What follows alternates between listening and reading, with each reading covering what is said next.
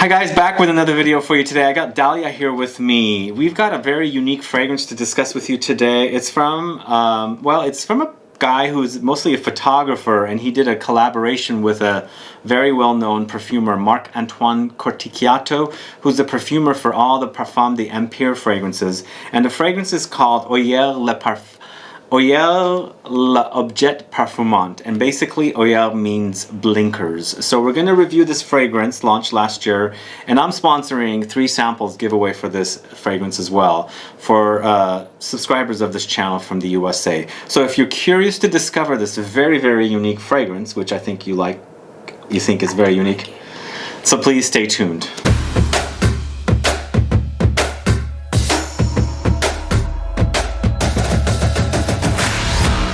Thanks so much for tuning in. This is Sebastian with Smelling Great Fragrance Reviews. If this is your first time tuning into my channel and you still haven't subscribed to my channel, please click the subscribe button below and also click the bell so that you'll be notified for future videos and giveaways. So last January, when I was visiting Paris, I stopped into Javoy, and of course at Javoy I shot the video there, and the owner there, Francois, did the tour of the store, and he mentioned this fragrance, and I had smelled it prior to that tour video, and I was really curious about this fragrance, not only because the bottle is so beautiful, as you can see. It's very simplistic and straightforward bottle, but the fragrance itself is very, very unique. So I asked Dalya, I had her smell the fragrance, and she decided to do this video with me. So we're reviewing it together, but a little details before we discuss it. It's a 2018 launch. Again, it's only a limited edition release by photographer Roberto Greco. So he's a photographer, and he does a lot of photos for various perfume brands. One of the brands that he does photos for is Paris Monte Carlo. So you can go check out some of their photos. But this is a limited edition release with Marc Antoine Corticchiato. It is retailing for 175 euros for a 50 ml bottle. I am sponsoring a giveaway myself from this bottle. I'll decant the fragrances for 3 subscribers of this channel. What we have for notes here is Eucalyptus at the top, along with Broom and Lavender. In the heart notes, you've got Chamomile, Cumin, Incense, and Hay. And in the base, you have Musk and Styrax. So, what do we get from this fragrance, Dalya? This is an animalic. But it doesn't start as an animalic. It starts very sort of bright and herbaceous on me, and then there's like this dark side that sort of comes around, and we were talking about blinkers possibly meaning, you know, blinkers or blinkers. But yeah, it's a beautiful sort of animalic. What did we say it was? Oeilleres l'objet? Oeilleres l'objet parfumant. Okay, l'objet. Lot to say there. So French. Again, we apologize to the people who speak the French. Yes, we're not doing justice. We're not doing it right. I'm sorry. I don't know if you're sorry. I'm sorry. Okay, we're both sorry. We're doing our best. It is fresh, but it's becomes animalic, which is sort of odd. It's unusual, not odd.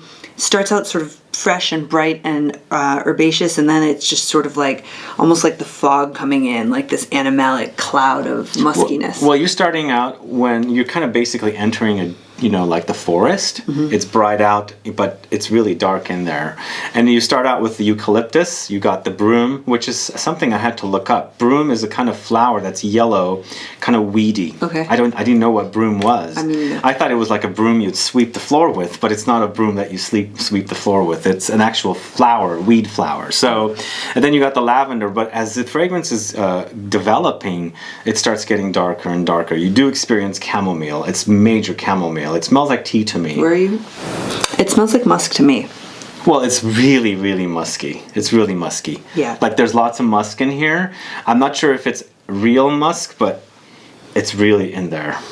What happens though after you wear it for maybe like half hour, 45 minutes is the musk sort of, it's not that it breaks exactly, but it, instead of being the darkest part of the forest he was talking about, it sort of breaks open into well, you basically exit the forest. It becomes bright again, right? Well, I don't know. Either that or you find a path and you're on a path through the forest with that analogy, and it kind of all comes together into this very lovely, musky, but it's the mix of all of the ingredients, whereas It starts out really fresh, it gets really, really animalic, and then it kind of like comes together. So there is this whole progression on my skin.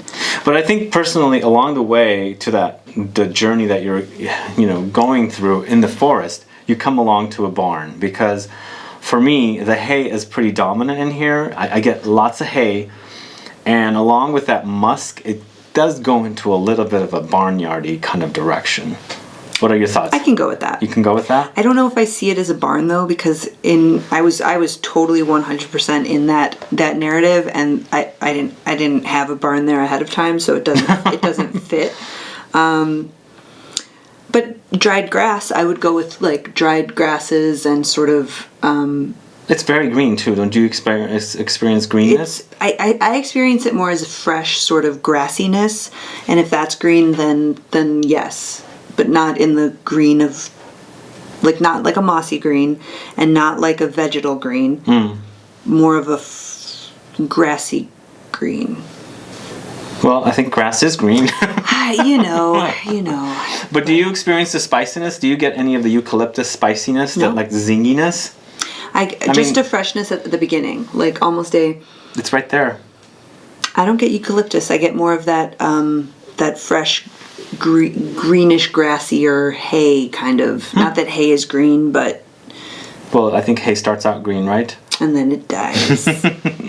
Eucalyptus is a very specific kind of almost like spa smell for me. It might be there, but yeah, you're right. But I have an association with it that doesn't. It's not in here for me. Oh wow. Huh. I know we're smelling the same thing on your skin. It's just not what jumps out at me. It's if it's there, it's very much a component. It's not a star player. Interesting. Okay, we all experience fragrances and notes differently, so.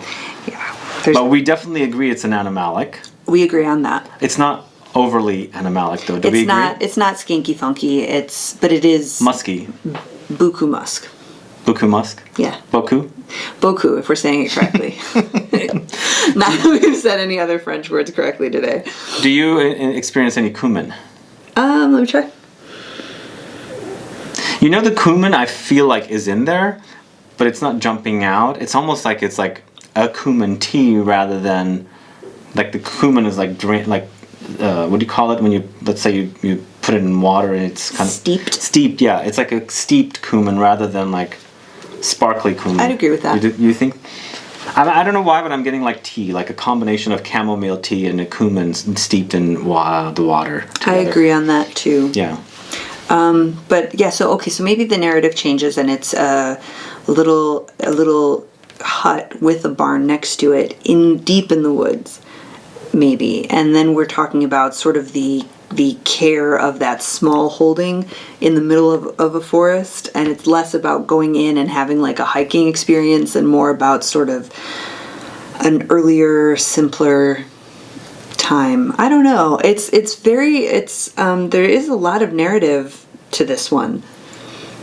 What do you think about limited edition releases, and from a person that's not necessarily a perfume brand, but a photographer who's involved in the perfume industry, and he releases? What are your thoughts about something like that? I don't know. I think limited edition might make more sense when there's a big name attached to it. That's where the demand might be. It is a proven marketing technique, and if there is a limited release, that's kind of a thing. But limited edition, I don't know if that makes sense. If it's a sort of a standalone product, what do you think of this approach for this product? I think Roberto Greco. This is just me thinking. I haven't really asked about this. He's passionate about perfume, so he decided, since he's involved in the perfume industry, and he's not really a brand. He's basically a photographer, and he's basically just doing a project. He met. I'm assuming he met the perfumer of Parfum de Empire, which the brand is right back here. Ambre Rousse is the name of one of the Parfum de Empire fragrances, and he said, "Let's do a project together." So I like the idea of doing projects like that. Me too. Yeah, I do like it. I just don't know why it's a limited edition. I mean, unless we're saying I've only made 500 bottles. I think he's only made 500. And I think also it takes a lot of time to, you know, if you're going to be like a brand that's just going to be, you know, constantly releasing fragrances, then you're going to have to market it. So he's basically, I think, this is my thinking again, he wanted to just make 500. That's the end of the project. I only want to deal with 500. You have a chance to buy it, and when it's gone, it's gone. So I like that about it. Yeah. Well, and you're not going to smell yourself walking down the street, really. There's only going to be 400 and some odd other people who have it. One other thing I want to mention is this fragrance reminds me of the original Jules from Dior, the Aromatic one that came out in the early 80s. It's very nice on his skin. This is actually one that works for both of us, which is noteworthy and should be mentioned. That's cool. Yeah, no, that doesn't happen very often. No, it doesn't. No. Yeah, no, it's nice. It's deceptively simple in the design. I love the bottle. I think the bottle is just a very sexy bottle. The curve is really beautiful. Yeah. And there is kind of a nice. The damp hay is what really sets this apart. It's not what I would ordinarily. I'm surprised to hear myself say it. When you look at the list of what's in this, I would have guessed like, oh, it'll be the musk that jumps out for me, or oh, it'll be the lavender that's special. But it's really that damp hay that sets this one apart. It's done well. Mm-hmm. What about for you? What jumps out? I think it's the musk and the hay together, along with that chamomile tea with the cumin steeped in it. Mm. The cumin is not sparkly like traditionally, like in other cumin fragrances. It's just the juice of the cumin to me. I don't know why. It doesn't jump. It's not like, it's not popping. It's human. It has a human smell to it. It has a mammalian smell to it. It's not sexy exactly. But it's very alive. Very interesting. I don't know. This isn't like a musky in a sexy way. It's a musky in a like living your best life way. I don't know. Wow, that's interesting. Well, like just like you're out in the sun doing things like and musking it up. Well, that is what happens when you exert yourself. At least I would say. Okay, that makes sense. Any closing thoughts? Anything you'd want to say about Marc Antoine or about the photographer's work? Well, if you want to check out Marc Antoine Corticchiato's fragrances, of course, Parfums d'Empire. My favorite is Ambre Rouge, and of course, there's a ton of fragrances in the collection. And then, of course, Roberto Greco has an Instagram account. You can go follow him and see all his very interesting photos. And this is one of his photos right here, obviously. That's a flower. He does a lot of floral fragrances, and this is a nude that's inside the bottle. So anyway, that's pretty much it. I love the packaging and everything about this fragrance. That's why we're doing this review. I saw it at Javoy, as I said, and I asked Roberto, I said I'd love to review it. So this bottle was given to me for this review. These are our own honest thoughts. So we do have a sample, 3 samples to give away to 3 subscribers. If you're interested in a sample of Oeilleres L'Objet Parfumant, again, we're struggling with this one. It's a complicated one. There's too many vowels all in a row. Is that what it is? Yes. when Roberto Greco first said the word to me in French, I'm like, oh God, am I going to have a challenging time to say this? Plus, then we asked Claude yesterday, and he told us both, and we heard him say it correctly several times, and I still can't do it. Oh yeah. Oh yeah. Right. Okay, yeah. Oh yeah. Oeilleres L'Objet Parfumant. Go with that. Anyway, if you want to participate in a sample of Oeilleres L'Objet Parfumant, put a comment down and let us know what you liked about this review and why this sounds great to you. Please put your state. This is only open to USA residents for this giveaway. Otherwise, if you have any questions or comments, please list below. Please like this video. Please share it. Follow me on Facebook, Twitter, and Instagram. And I'll be back with more videos very soon. Have a good one. Goodbye.